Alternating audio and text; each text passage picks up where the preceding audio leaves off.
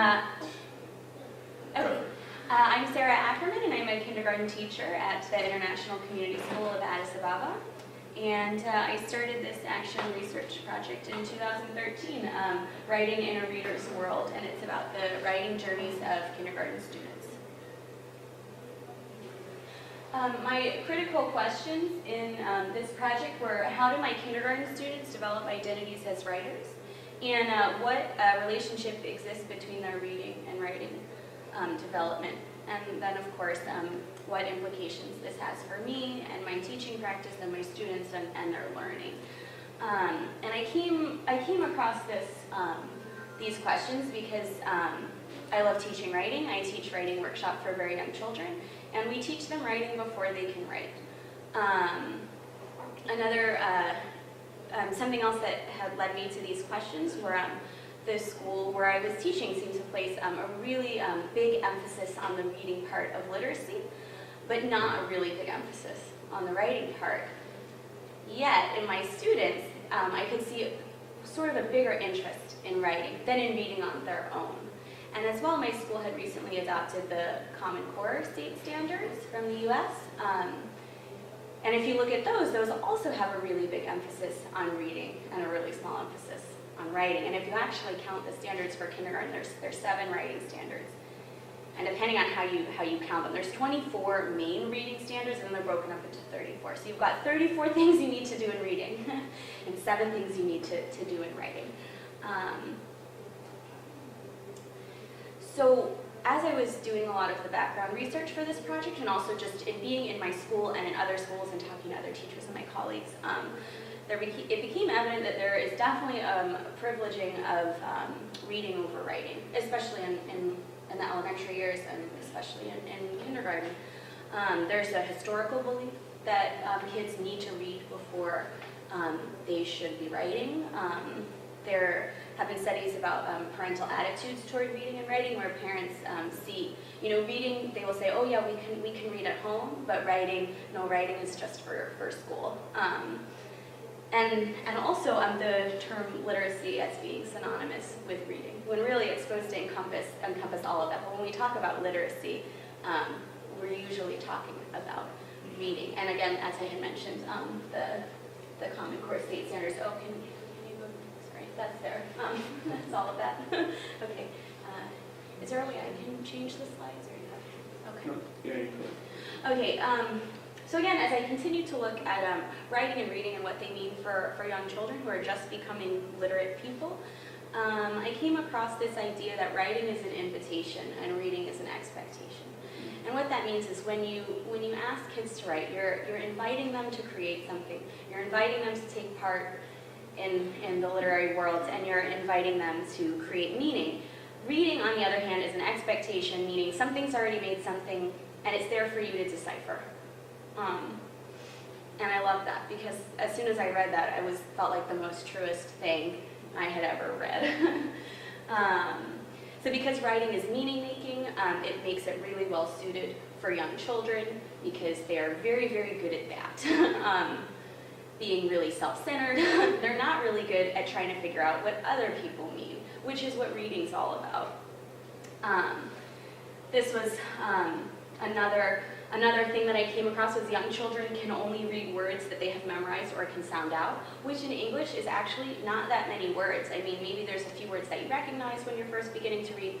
There's a few words that you can sound out, but lots of words in English you can't sound out. So the words they can read are really, really small, but they can write all the words they can say. They might not be spelled right, but you might be able to know what they mean, or they would know what they mean, and they can tell you. And this was a quote from one of my students. He is an English language learner. And he said, when I interviewed him, he said, reading is harder than writing because in reading there is so many choice of words. And he said, but in writing, I know all the words because they're my words, right? So, can you go to the next slide? Oh, sure. Yeah. Sorry. Thank you for giving that. Yeah. And then, as I continued to research, I came across a whole body of literature on how writing actually helps reading. Whereas I think a common belief is that it works the other way around. But in the younger years, at least, kids practicing writing and teachers instructing in writing has a beneficial effect on reading. It improves a lot of reading skills. You have the invented spelling, which helps them with their phonemic awareness, which is a really important part of reading. Writing words helps reading words. And then this was some research about writing workshop that it improves phonological awareness, alphabet knowledge, word reading, like all of these things where you would think they have to read the words to know how they go so then they can pull them out of their brains to write them, but really it's the other way around. As they're struggling through writing, or as they're making meaning through writing, they're developing all of these skills that are really beneficial to their reading. And of course, they do both help each other. They're really interrelated, but what I found is that it's really writing helps reading more than we talk about or more than we think. So these are all the things that pre-conventional writers demonstrate. So pre-conventional writing would be like writing you don't recognize.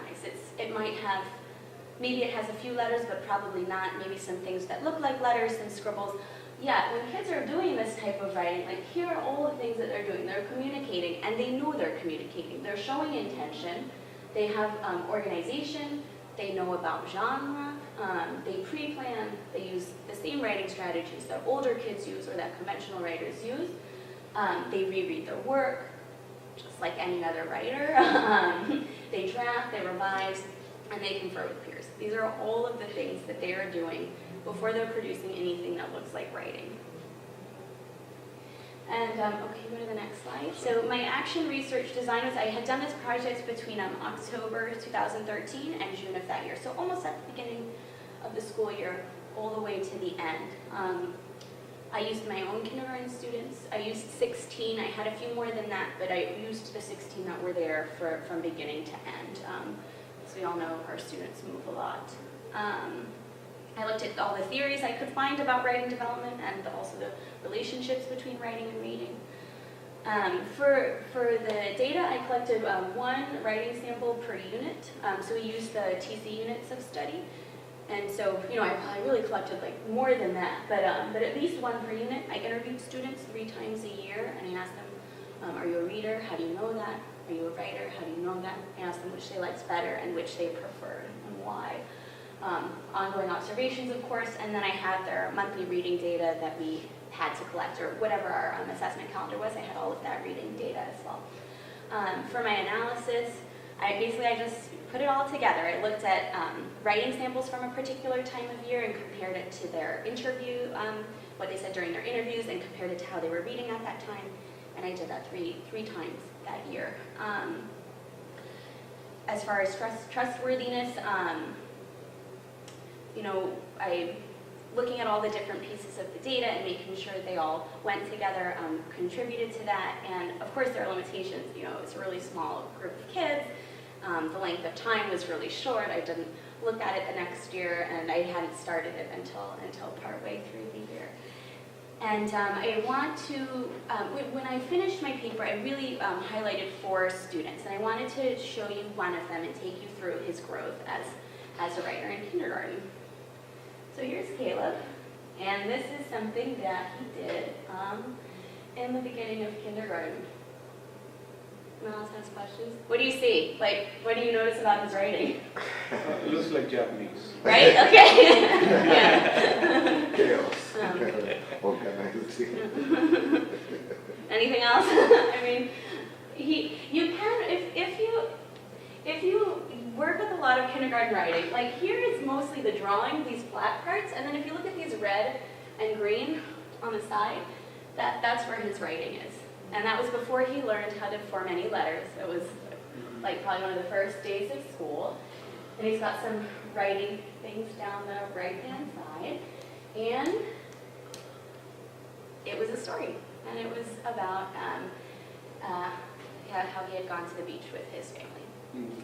The yellow lines, could they depict What? kind of yellow lines? Could they depict the spacing? Maybe you've seen that in other books. Quite possibly. Yeah, I mean, that is really likely. He's got some lines, so this paper was just a box and then that black line on the bottom. But it does seem like he made some of his own lines going across, and absolutely that could have been something that he's noticed reading books. So there he is in the beginning this time, he didn't come in reading. He knew a little bit about letter sounds. He hadn't been in school before. Unlike most of our kindergartners had been in some sort of pre-K, he had not.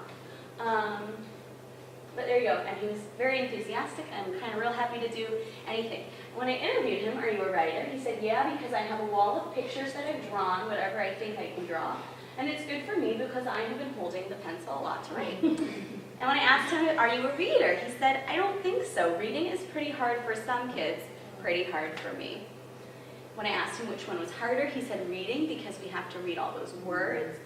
And when I said, which do you like better? He said writing because that's my first thing to do. So there is like a lot in here. He associates writing with drawing and with creating something, which is really important at this age and also really common. And he said that was writing. To him, that was writing, and to me, that's writing. And I like how he said it's good for me. And I've been holding a pencil a lot because he did really struggle with his fine motor. And when he asked, are you a reader? He said, I don't really think so because I just, it's hard. Like, writing's hard too, right? But kids don't see it that way because if they can pick up a pencil, they can do something, right? But when they pick up a book, it's like, whoa, like, what is this? I mean, some kids do look at the picture and make it up, but some kids, when they figure out that the print is there and that it never changes and that it only has one meaning, they get a little stuck. Again, like so many kids, like Liam, his quote that I read, reading is harder because of the words. We have to read words, and I don't know words. But of course, he's been writing words since the beginning. And then he said writing because that's my first thing to do, which I loved because a lot of the research said that kids write first, and he totally got that. So that was Caleb in the beginning of the year. It's a sort of a self-expression. Yeah. That's what they see it, right? Yeah. Writing as a self-expression. I mean, And communicating and all of these things. Even more than self-expression, I think it's communicating because often they write something for someone. The kindergartners are big on making birthday cards or writing each other's notes. They see their parents making grocery lists, so they'll do that and those sorts of things. This was a couple months later, around the end of November, beginning of December.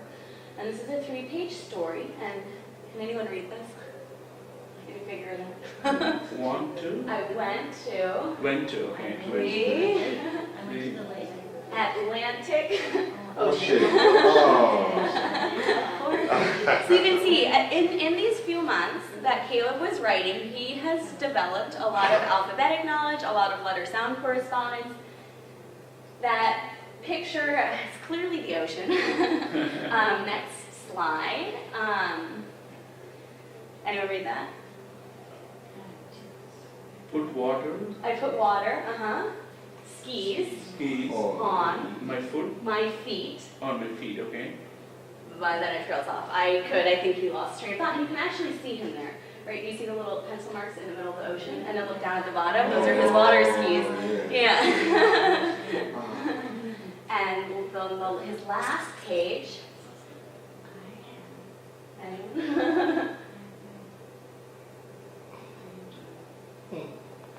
Anyone? Then it says, then I was riding, period. I went for a ride. Yeah. So there's Caleb now.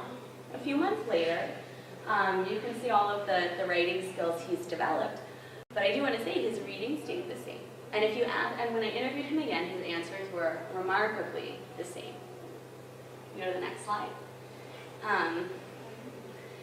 This, it's a little bit hard to see, but we were writing, so that previous writing that I showed you was from a narrative writing unit.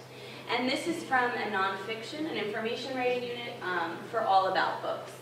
And so you can see, and I didn't put his whole book in here because it was like 10 plus pages. But so we've got his table of contents, and his topic of his book was superheroes. So so these are his chapters. Mm-hmm. And so he's got a chapter on Spider-Man, Batman, Superman, and ninjas. Yeah. Okay, and so I'm going to have to kind of look at my screen. So on the right, so corresponding with the Spider-Man chapter is Spider-Man can spin a web. And then on the bottom left, we have Batman, Superman. Okay, so this is a page about Batman and Superman, and it's they take people away on the first box, then fighting, and then the bottom left has a Batmobile, and then on the bottom right says fight. And then on the bottom right, this page is how to be a ninja. Step 1, get a costume. Step 2, put it on, and step 3, fight with an exclamation point. He loved this. I think this was his favorite probably thing he wrote all year. But again, he still struggled with writing, and if you asked him if he was, not with writing, with reading, and if you asked him, are you a reader? No, I can't read books. I don't know what the words say. Reading is hard for me. He did grow somewhat as a reader during the year, but he always felt like it was hard, always. We can go to the next slide. This is the last slide I have of Caleb. This is our second to last unit, and it was our poetry unit. And poetry, although Caleb was full of ideas, the physical aspect of writing was difficult for him. And so poetry was great for those kids because the whole point was to not make something really long. You could make something quite short and still be following all the rules of poetry. So his poem is Helicopter on the Sky Like Giant Birds. That was one of his poems.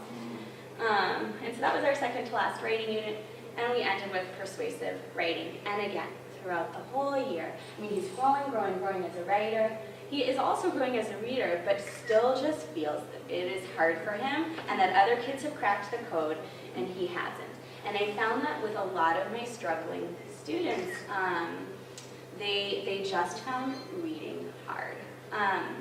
Even for my much higher students, for whom everything came pretty easily and were just born to be students.